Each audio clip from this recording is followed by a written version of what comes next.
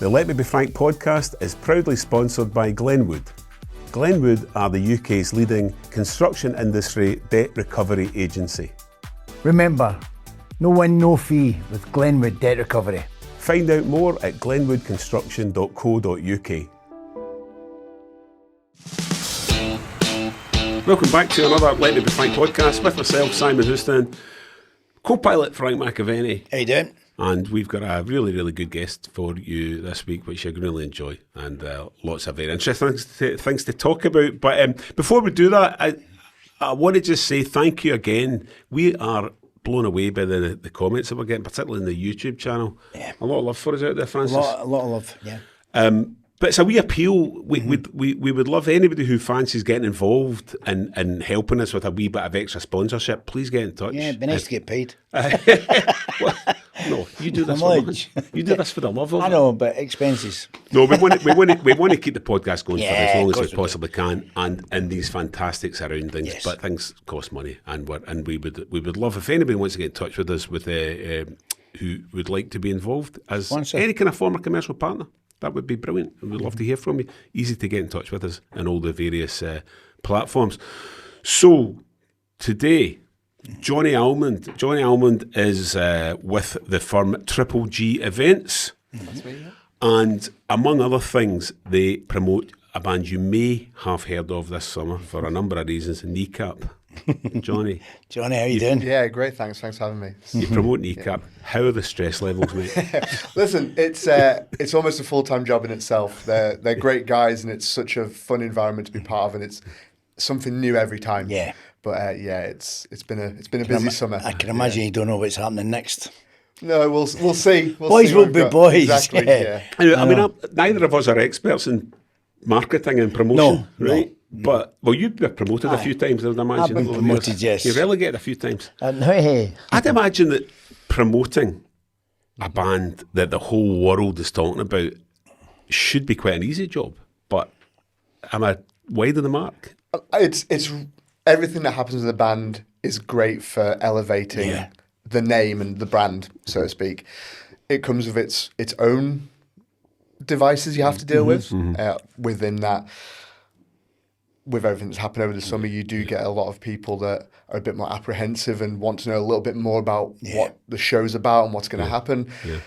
And it's what I've said all along is I've never had a show with Kneecap where we've had a single issue at the gig. No. Since in 5 years. Yeah. So, I mean, anyone who's living in a cave, Kneecap are all over the news this summer, obviously. There have been arrests.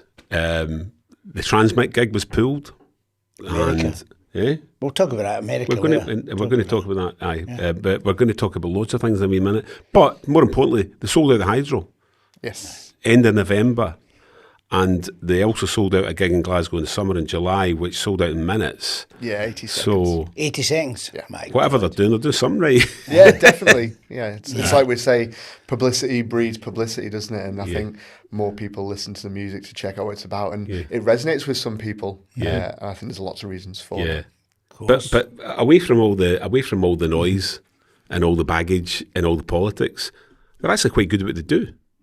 Yeah, I agree. I mean, when I first found Kneecap, I never thought I'm going to promote an Irish language rap group from Belfast. It was never, it wasn't my initial remit. It's not the music that, as a company, we tend to promote. But when I first heard it, I fell in love with the guys. I thought they were quite cheeky, really charismatic. And to be honest, I thought they were quite well spoken about their kind of opinions and their beliefs. Which really resonated with me. And I kind of listened to a few songs and it went from there. It was definitely something I was like, really interested in these guys. On the subject of Irish language, it's a little known fact that Frank, you wrote a book about how to improve your command of the Irish language. It was called Brush Up Your Arse. Yeah. Hey, there'll be a lot of people don't know what you're talking about. He's just been folk are watching and saying, Frank wrote a book about Irish language. Yes, I did, yes. There you go. Aye. So anyway, listen, we're going to talk about Kneecap a lot. We'll come back on to them, but you know that's just a part of what you do. And so you're a busy man. You got a lot on the go at the moment. Yeah, so it's been really busy. We're a fully independent company to start with, so we don't have kind of big funding or national promoters that we're kind of a part of. We are an independent company, quite a small team. We currently have 5 hydro shows on sale. Wow. I did my first hydro show in November with a band called Sleep Token, who might not be the audience's thing. I don't know how much of a rock metal audience listens to the podcast. If you've heard of Sleep Token, get in touch and leave a comment. Yeah. It's but- incredible, isn't it? I mean, it's like, go on. So I mean, they've had a meteoric rise as well. Mm-hmm. We first worked together in, again, 2020, just before kind of lockdown hit, and we did a show at St. Luke's. Oh, yeah. The church by the Barrows. Of course. I know Did it a well, show there. yeah. It was a fantastic show, and then as things kind of came back into to public view and we could start doing things again, we did a show at SWG3, and then less than a year later we did the Barrowlands, and they released 2 singles that just blew them into the stratosphere, and we sold out the Barrowlands. And then it was I got the email to say, well, look at the hydro. And when it's your first time and you've gone from the Barrows to the hydro, it's a big jump. of course it is. But it was one that we took on, and I was very much supportive of this band's going to do that. Yeah. Yeah. And when we first went on sale, it blew out. And I couldn't believe that we've gone from 1,800 tickets to the Barrowlands to 14,000 at Hydro. It was sold out by the time the gig rolled around. And they've just had a stratospheric rise. Their latest album, #1 in the UK and US and multiple other countries. Headline Download Festival. I think it must be the quickest. That's a big thing, isn't it? That's a big... I mean, Normally it's your Metallicas, your Iron of Maidens, course, yeah. Yeah. Ozzy and Black Sabbath. Yeah. Did it many times, and for a band so new to rise to that level so quickly is brilliant. Yeah. So that's a big feather in your cap as well, on your company's, being able to kind of take on events of that, the hydro magnitude, and prove that you can do it easily as well. Yeah, absolutely. So that's the client that I started at the Hydro with. As a company, we deal with Fall Out Boy, Panic at the Disco, Queens of the Stone Age, all bands we promoted at arena level. I've got a band called Ice Nine Kills, who are kind of a metal band. It's all about kind of movies, particularly horror movies more recently. And again, very, very big rise since coming back from lockdown for them as well. I'm guessing a lot of online stuff, but we've got them in the arena as well. So loads of stuff. Deftones in the Hydro that sold out the same day as Kneecap as well. So a lot of stuff going on at quite a high level. It's really cool to be a part of. I Brilliant. mean, we were talking about the weekend. You couldn't believe it.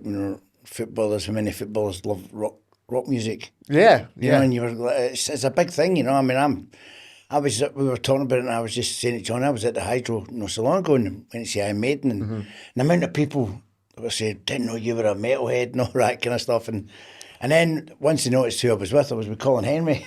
So, All right. So they were like, I couldn't believe that either. So that was Braveheart, big Colin loves the, loves the metal as he well. loves it. He loves the music and he loves Iron Maiden. Yeah. Steve Harris, a friend, he's a big West Ham fan, so that's why I know him. So it was good. It was great. Come back to see him. We haven't discussed music enough in this podcast, actually, because obviously we had Bobby Bluebell, we had some musicians on before, but what would your kind of desert island? I'm going to do a wee episode of Desert Island this for you. If you had to choose, like, if you had one gig you could go to out of anybody, and by the way, you can go back in time as well. Springsteen. Aye. Aye, he's Nice. Yeah. I've seen him about 6 times, and he's just superb. Rod, I've seen Rod a few times as well. So I'm varied. I'm not just rock. Rod's a bit, middle of the road, but he's wonderful. And as I say, Iron Maiden, I've seen them. AC/DC. I've seen Springsteen a couple of times. I'd love to. I've not seen Metallica. I'd love to see. I've seen the documentary on them. Yeah. And I'd love to have hung out with Motley Crue. I'd love to have hung out with them for a couple of weeks. That'd have done me. Just a couple of weeks would have cured me or killed me. There you go. What struck me, I've seen Bruce Springsteen a couple of times Easy at for you to Hampden. Yeah, easy for me to say. I know I've got the wrong teeth in the day. Springsteen a couple of times at Hampden, and because of the restrictions in the local area about music being played at a certain time at night, and because he's such a hard-working musician, and hours on, so it started at something like 6:30. He was on stage so early, because he was going to be doing like 4 hours, and just absolute. And at his age, but the non-stop graft. That was just how hard he was working. I seen him the last year. I seen him down at London and the arena, beside Wembley Arena, and Simply Red were in the stadium. Aye. And he's going, don't worry. He says, don't worry about transport and all that. He says, don't worry about the traffic. they'll be long gone by the time we finish. And it was true. We'd come out and that car park at Wembley was empty. Yeah. I mean, it was incredible. So that's the kind of guy here. So that's my kind of music. I love rock.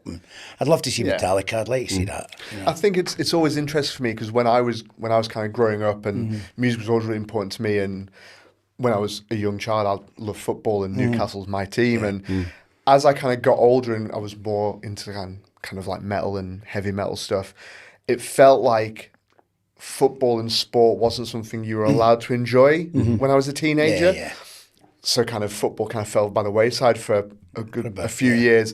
But now it seems really, it's the hip thing to be into music and into football and into being in a band and wearing football shirts and openly supporting a football team. So I think it's cool. It's come full circle and it's cool again to like sport and to be into music. Of course. Well, the thing is, I always wanted to dream. You dream as a boy to score in a cup final and all that, which I was very fortunate to do.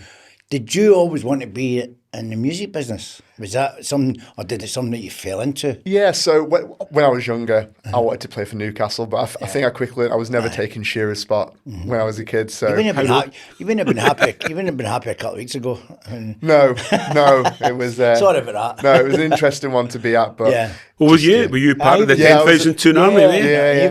He was in the box. Yeah, I was. Oh, is that how you met? Yes. Oh, I see. Yes. Right. Okay. He wasn't too happy, and then he met me. He was delighted. Yeah, exactly. Made the day all better.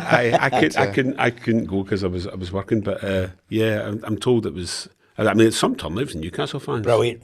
Yeah. Geordies are great. I lived there for 15 years, and it was the Geordies are brilliant. Love the people, and I love the stadium and everything about it. Because it's only one city, Exactly. one club city, and it's brilliant. And it's also where it is as well. It's very love it. central. Everywhere you come in, you can see it in the hill. If you're coming over from Gateshead, you can see it, and it's just incredible. You know, it's like an arena. It's like a Coliseum up in the hill sort of a thing, isn't it? I think I was saying to you, every time I go to Newcastle, it's a city I love, on par with Glasgow. Yeah. But going to a nightclub or a bar and you see lads in Newcastle shirts, and you're like, can you imagine you couldn't do that in Glasgow? It's crazy how acceptable it is. I loved it. I mean, I was living in London, went for a stag do, and stayed. I never went home. So how long have you been based here then? I've been in Glasgow 16 years. Right, okay. So I've worked full-time at Triple G since 2018. Initially, so with the question about, I don't think there was a point in me where I was like, I'm going to be a music promoter until it kind of happened. I almost fell into it. First thing I ever did was in school, I was asked to put a charity concert on with my music teacher for I think it was World AIDS Day, so a lunchtime concert, just get some kids from the school who sing and stuff. I did maybe 10 school concerts, and then when I finished college, I took a year out between college and university, and I ended up just booking a local pub in Telford, which is where I grew up, called the Haygate, it's been knocked down now. I was there a while ago, and it's been totally knocked down. It's all just rubble. But I started kind of booking friends' bands and then bands from Birmingham and Wolverhampton. And MySpace was the big thing at the time, and in the UK, the metal scene was really blown up by MySpace and this first initial plan of you can connect with this band, and so it would be MySpace messages. And I'd just get bands to go like, "Oh, we've heard you do gigs in like the Midlands. Could you help us out?" And that's kind of how it started. And then word of mouth, then really. Yeah, pretty much. And then I moved and did a few things in Birmingham, and when I moved up here, it's a couple of friends like, "Oh, we've heard you've moved. Are you still kind of booking anything?"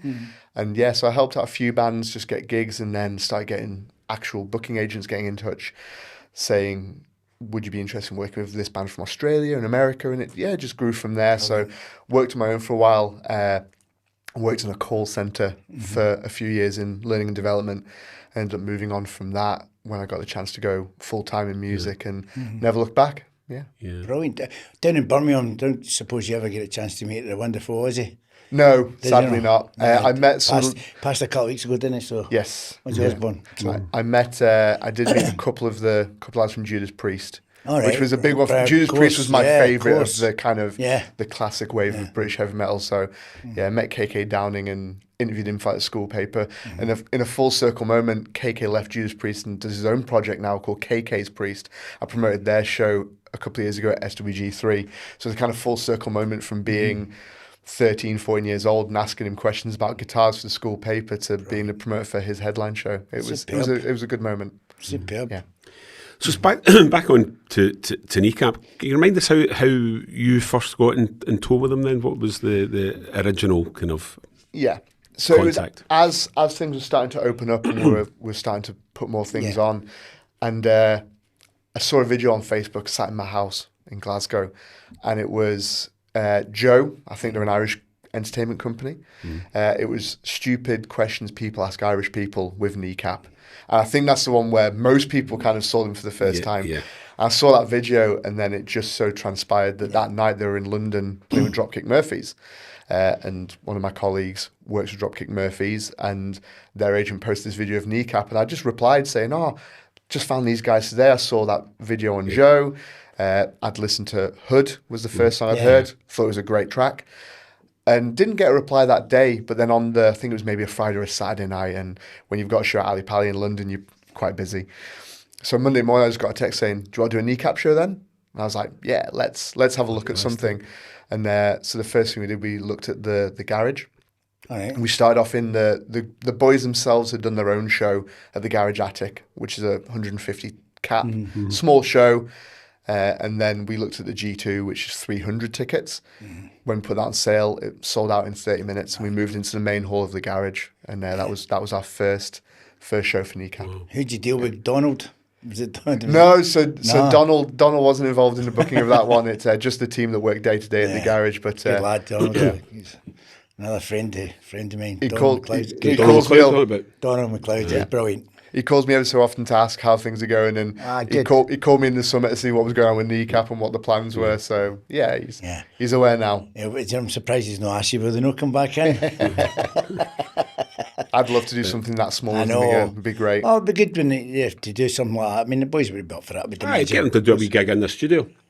No, it's just What's the subscriptions go through the roof for that one, Frank? Yeah. But it's for people who maybe aren't that familiar with their work. Yeah.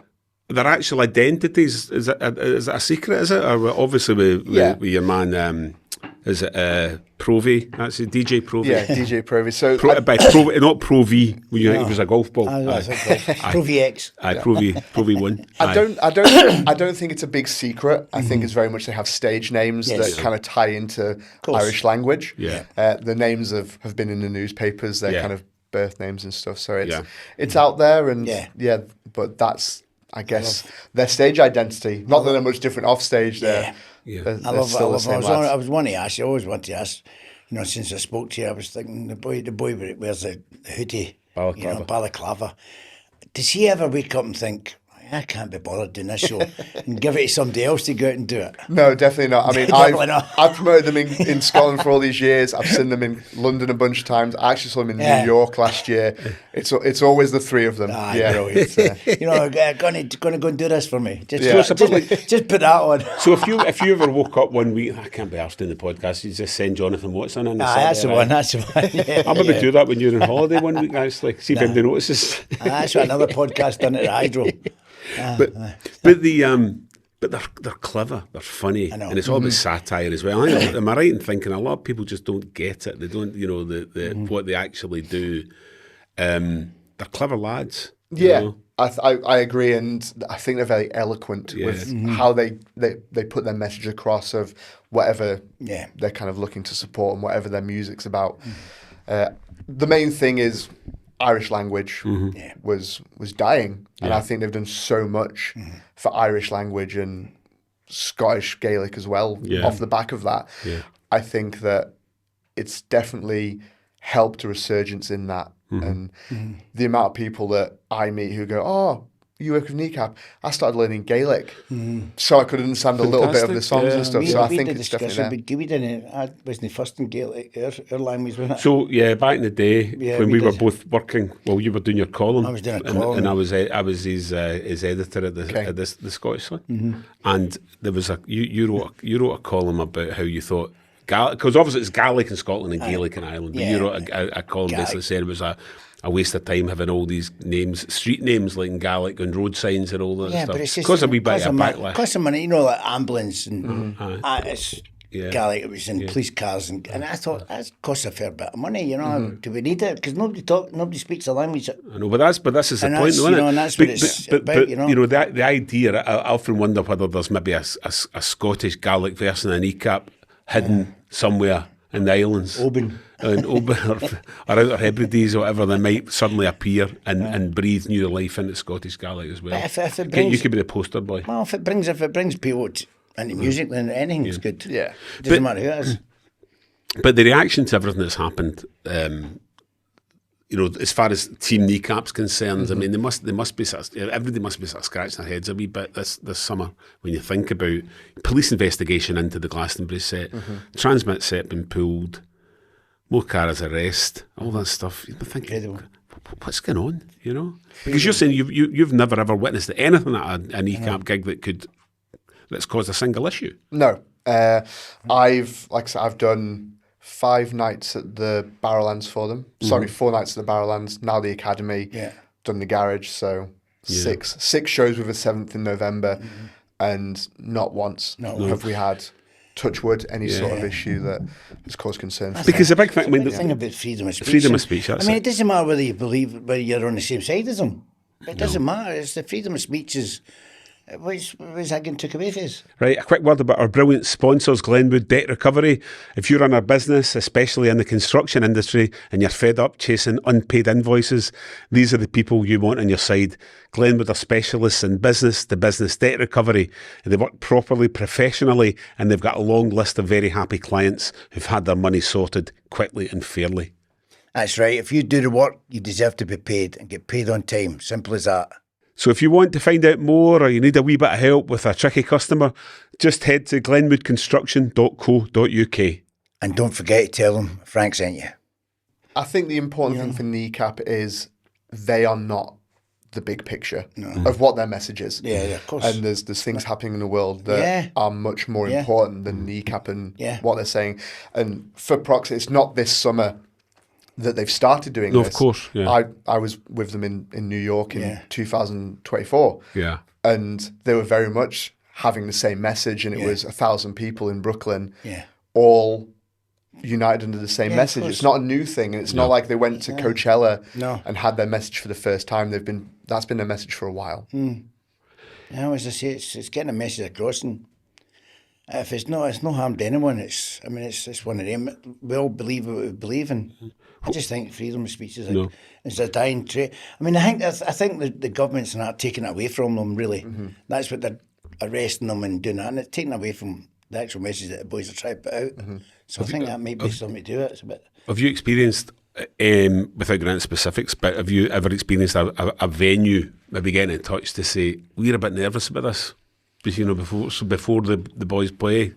I think reassure us, or Yeah, I think it's, even from the early days, you see, especially in Glasgow, maybe not so much in other cities in England, but with Glasgow, with an Irish population and the sectarian differences across the city, people see a promo picture of 3 lads in tracksuits. One's wearing a tricolour balaclava. And I think the instant thing is, this sounds like it, or this looks like, rather than sounds like, this looks like it could be quite... Powder keg. Yeah, exactly. Yeah. And the music's not like that. The music's not a powder keg. So but sorry to interrupt there, but so imagine you're reassuring a venue. Is that exactly what you would say to them? You would say, hang on a minute, I've just seen a boy with tricolour, and this is the band that you're putting on. So no, exactly. So those conversations have happened previously, and I think it's important to let people know, listen, this is what the look is. It doesn't mean it's necessarily what's going to happen at the event. And as things get bigger, and it's not just for me in Glasgow, I think there's been a lot of times we've had to say, well, here's my record with the band, and here's all the shows we've done, and there's never been anything. I think the arrest records for the Academy came out, and 3 people got arrested, and it was all for being publicly intoxicated. That's what I believe. In Glasgow? Exactly. So I don't believe that. Yeah. Three people been drunk? Nah. Exactly. And I think it's that way that before the event, people see the pictures and they assume it's going to... Make headlines before the story comes out. Yeah, I know. And we've had... I'm used to that. Yeah, of course. In the early days, we did get phone calls just like, what are you bringing in here? And it's like, listen, we've dealt with them. Yeah, It's not a mental day. Mm-hmm. And then we get phone calls like, those boys were lovely. They're welcome back anytime. Yeah. And it's not just this nice summer. that. This summer's kind of made it louder. Yeah. All the stuff around the band, but it's generally you've had to go. Well, no, just let it happen and let's. I was laughing. Sorry, I was laughing when I know you're a promoter and all that, but I was laughing when the boys come out with a statement like, you think we're Scottish promoter John Swinney. Yeah, best PR in the world. Yeah. Totally. I thought that's my sense of humour. I thought that's brilliant. I didn't know if that was you that done that or them. No, it was their team. It? But it's so true. I mean, when things like this summer happen and you get politicians calling for bands to be removed from bills. They shouldn't be involved in that. There's a lot more. I think it's going to also reminds me a wee bit of what the newspapers would be called the silly season in the summer, where you go looking for stories, you go looking for issues, and because like there's the Hydro gig, no issues with that at all that I'm aware of. Yet Transmit the gig gets pulled. It's a bit like we're not letting you play in the cup, but you can still play in the cup final. Do you know what I mean? It's a bit just a contradiction. Mm-hmm. Yeah. How can that happen? That cannot happen. But that can happen fine. But I take it there's not been any security issues. The Hydro's not been concerned, have they? No, we've gone through everything we need to show that for this gig, here's everything we've put in place. It's the same with the Academy. Obviously, this summer, with things like Transmit, security issues or security concerns rather than issues have been at the forefront of everyone's mind. And I don't for 1 second blame the team at Transmit for what happened. I think they worked really hard to make it work. But there was political pressure. Police pressure, possibly, as well? I wouldn't know. It's not our team. So, but we did the Academy show and we worked with local authorities to just go, this is what we expect the show to be. We don't expect anything internally, because I think when you see the headlines and you see the guys, if you don't know what it is, you instantly kind of go, well, this is going to be really politically and it's going to be quite a political crowd. And it's not. It's young totally people there for a good time. They like hip-hop. Totally opposite. Yeah, exactly.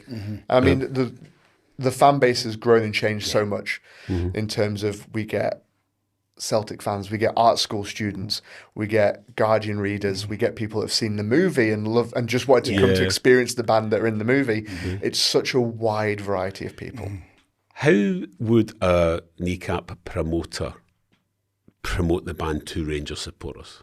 I have some friends who are Rangers supporters, and I think it's a mindset. If they're into the music, they'll be exactly. Yeah, I think if your mindset is, well, I'm not going to like this because I see the tricolour balaclava, or I've heard these headlines and politically we're not aligned.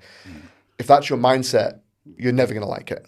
Whereas I think people who are really open-minded on both sides of the city, and I get messages from friends who are Rangers fans after the Academy gig going, best gig I've ever been to, so glad it happened so well, and it's a mindset. It's not a football thing. Yeah, it's a political mindset.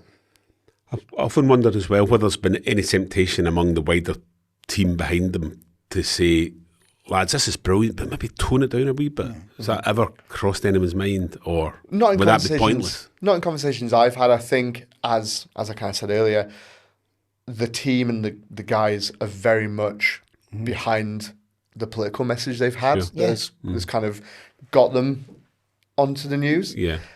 And I think they're not going to back down from that, because as far as they're concerned, and as far as I'm concerned, there are bigger things going on than Kneecap. Yeah, and I think it's important that people need to remember these lads have got this message, and they may have said things on stage.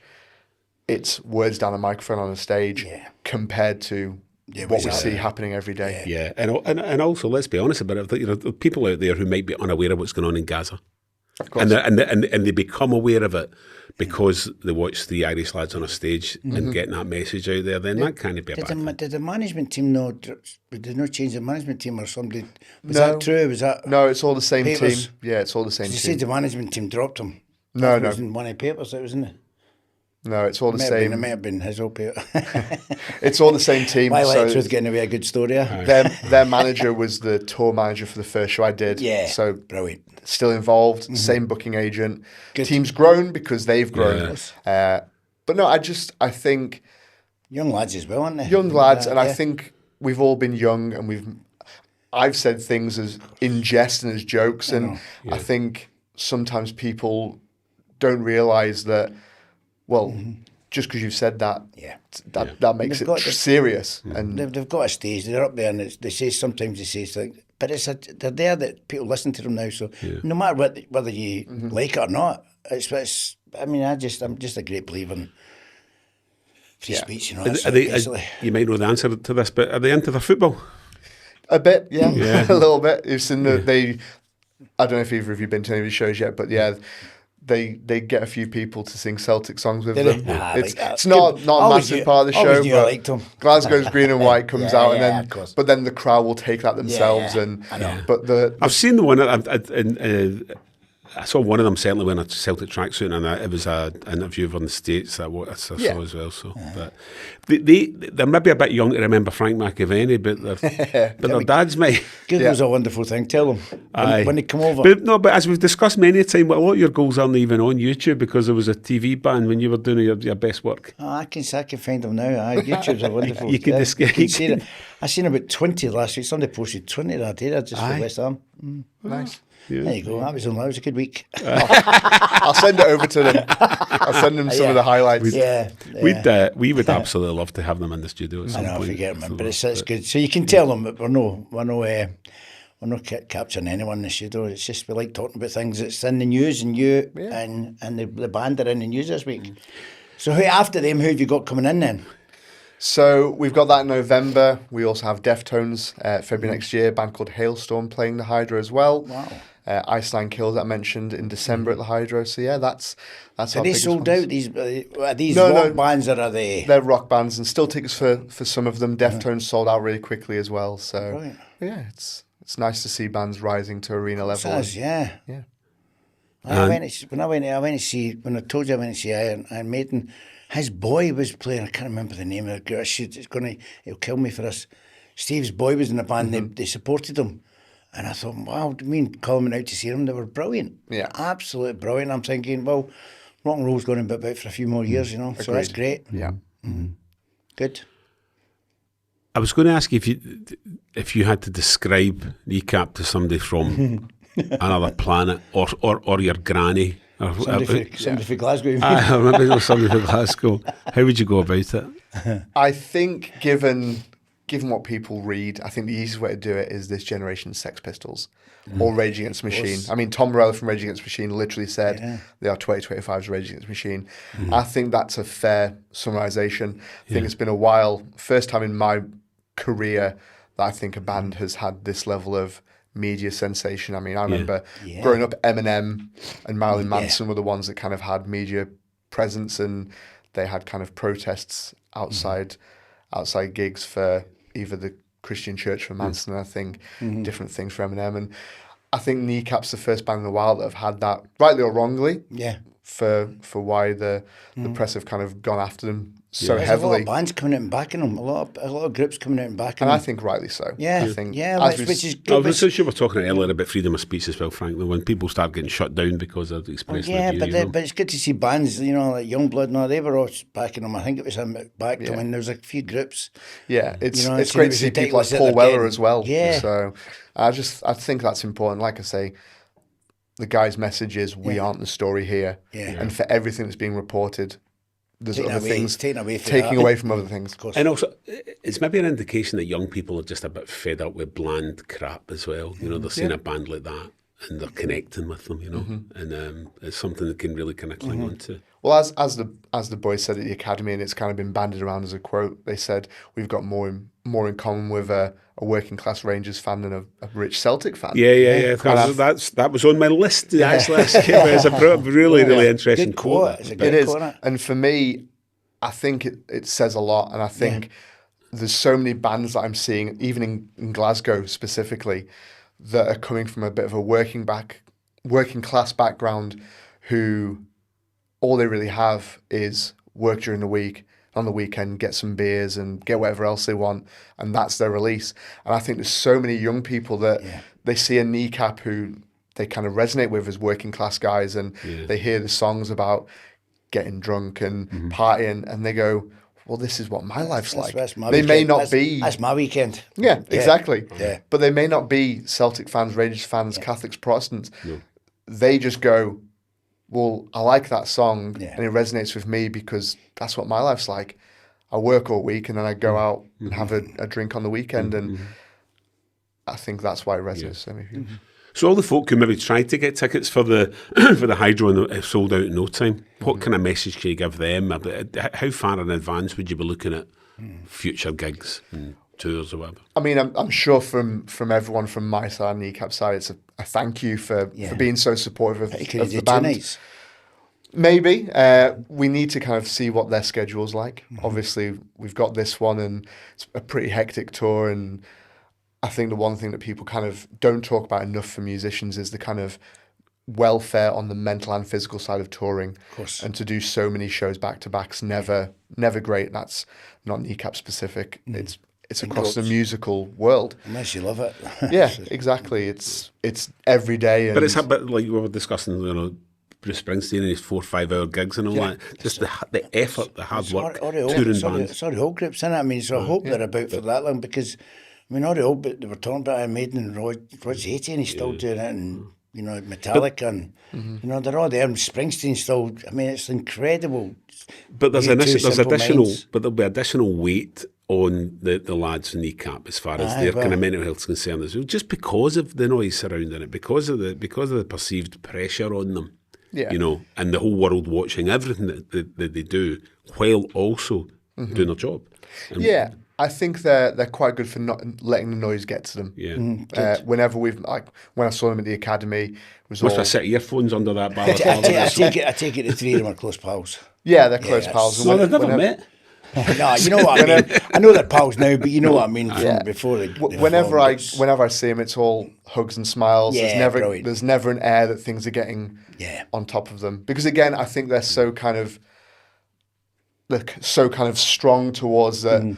We're being a voice for people that need that voice, and we need to get this message out there to people. I just think that they crack on and do what they do. Brilliant. You ever think about starting a band? Nah, elastic. Actually, we should have a wee episode to that about if you had to put together a rock band of former football colleagues and all, who would be in it. We were talking about it. I think with David Lowe, we were talking about it that day when there was a concert for the Kosovo, and it was Johnny Watson. We discussed it with Johnny Watson and Phil Differ.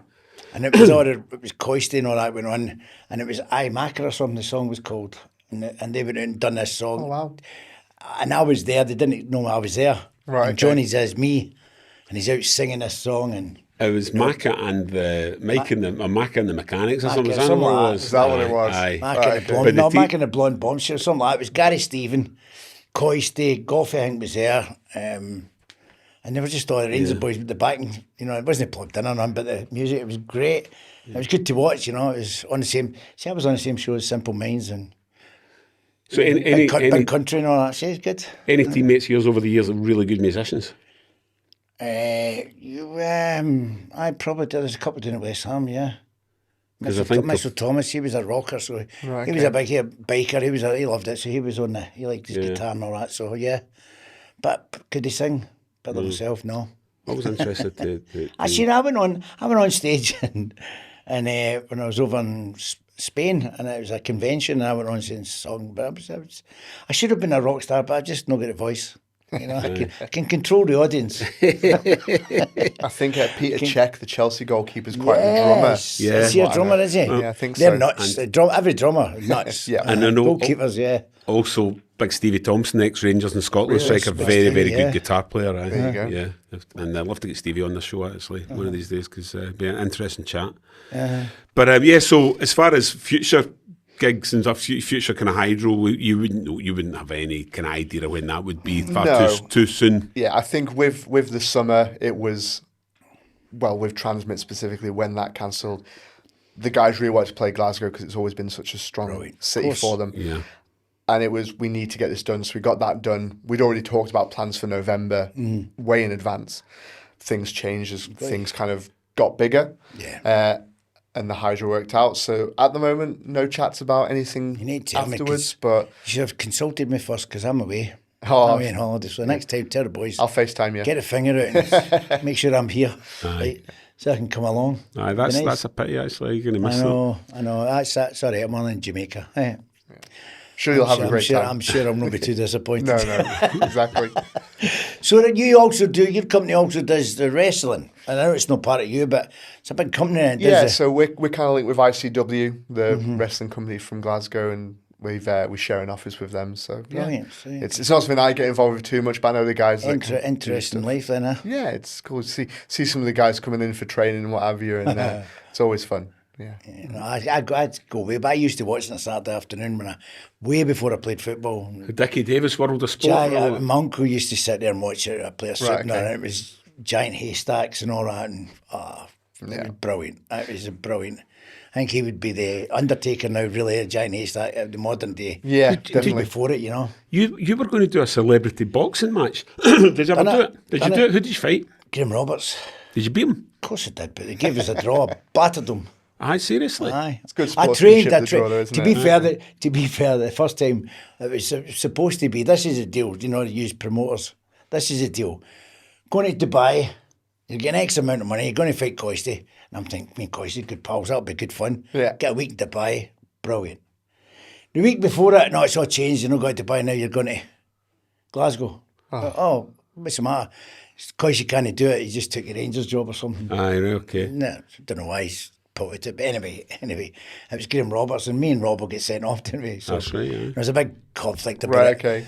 But I had been training with the boys down in Newcastle. I trained my wee Billy Hardy and all that, you know, and I really did I was in good shape. And I battered them for 3 rounds, and he gave us a draw, and I was like, not having it. So anyway, we'd done one in Bolton. I get in, down in Bolton, and he said to me, look, we're not having that this time. We'll have a laugh. Rob will say, we'll just have a laugh. So I says, right, okay. So I never even put wraps on. Right, okay. And then, you know, my that thing he put on, no helmet. And I'm thinking, we'll just go out and have a laugh. Well, Steve Collins was Aye, was he refereeing it? Steve was refereeing it. And of course, I really had to touch his glove, and he just smacked me right in the nose. Roberts did? Aye, and I thought, you dirty. I was calling him everything. I was chasing him, and I could just see Steve Collins. He was killing himself laughing because my eyes were all watering, and I'm running after him, calling him everything you can imagine. Go on, there's There nobody was a- watching. You can tell us There, what you're there was calling. a few names he was getting called, you know. Right, okay. And he was running, and he was trying not to laugh because I was chasing him. Well, there we go. So if you... But me and Rob are good pals. It was good fun, but he just says, no, we'll not do that. And he smacked me right in the nose, you know, when your eyes all watering. I was like, you dirty fat. There's a lot of money to be made in trilogies for boxing, isn't there? Yeah, so maybe no, we get the no, third no, one. And no, get thank you you. involved, John. Yeah, You could promote yeah. it. No, thank you. No, Get Graham Roberts in here. No, yeah. Could do it live. Nah, because we not got enough money. We're not even paying myself. We didn't have enough money for him. so Right, so just thank before we wrap up, as a reminder to everybody, please continue to subscribe. Please. It's all free. And it's all free. Follow us on Instagram, follow us on TikTok, you can follow us on Facebook, subscribe on YouTube, and we just love watching your comments. Keep the comments coming in. Just it's brilliant. It's really good. anyone that wants to put money and sponsor us, good partnerships. Yeah, exactly that. We're up for And so, Johnny, thank you very much Thanks for coming it's in. really enlightening. Spending the Thanks for last having me, year. guys. It's been brilliant. The last 45 minutes. It's been good. great. It's been great. Thank you. Great insight. And I'm sure you'll be looking forward to a good night at the Hydro in November anyway. Yeah, Looking good luck forward to it. Good luck to Yeah. the boys. Yeah, Brilliant. wish them all the best for us. Will do. And Thank you. yeah, and if they ever next time they're in Glasgow, if you know whether you're around or not, if they fancy coming in and meeting us face to face, that'd be great. Wouldn't it? I'll come on Zoom Aye. from the beach. And at least one of them doesn't have to come in himself. We'll just send his cousin in with a balaclava. Yeah, it might be me. Okay, thanks Okay, again, thanks, and Johnny. Thanks, guys. Thank you. thanks everybody Thanks, for guys. joining us, and we'll see you again very soon for another episode of Let Me Be Frank. Take care. Take care.